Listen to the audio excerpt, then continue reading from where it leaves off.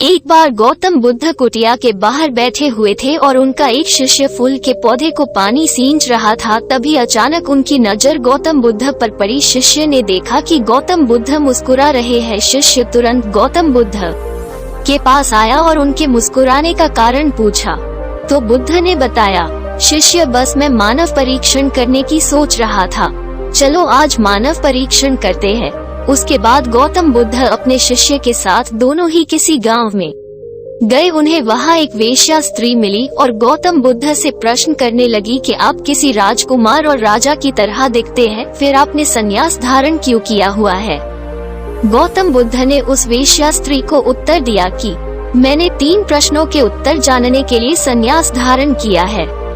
वेश्या स्त्री ने कहा कि ऐसे कौन 3 प्रश्न है कि जिसके कारण गौतम बुद्ध ने बताया कि हमारा शरीर युवा और आकर्षक है, लेकिन समय बीतेगा और समय के साथ साथ हमारा शरीर बूढ़ा होगा और बीमार होगा। उसके बाद शरीर मृत्यु को प्राप्त होगा। मुझे बुढ़ापा, बीमारी और मृत्यु के कारण का ज्ञान प्राप्त करना है, इसीलिए मैंने संन्यास धारण किया है। महात्मा बुद्ध की ज्ञान भरी बातें सुनकर वो स्त्री बहुत प्रभावित हुए और महात्मा बुद्ध को अपने घर भोजन करने के लिए आमंत्रित किया।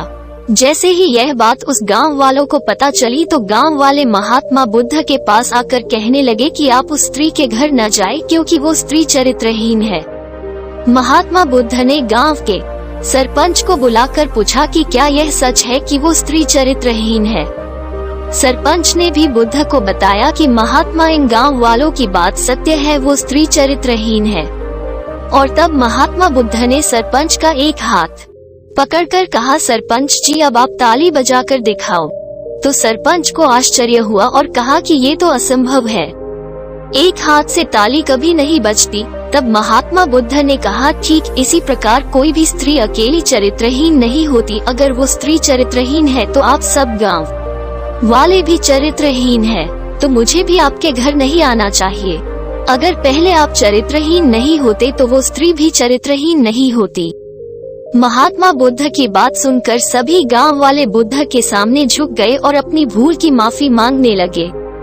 और फिर महात्मा बुद्ध ने उस वेश्या स्त्री के घर भोजन किया। तो देखा आपने, इस कहानी से हमें यही सीख मिलती है कि हमें किसी को भी चरित्रहीन कहने का हक नहीं है। उससे पूर्व अपने आप में देखना है कि हम पूरी तरह पवित्र हैं, क्या हम चरित्रहीन नहीं है। पहले हमें तन मन से पवित्र रहना चाहिए, उसके बाद दूसरों को चरित्रहीन कहना चाहिए। धन्यवाद।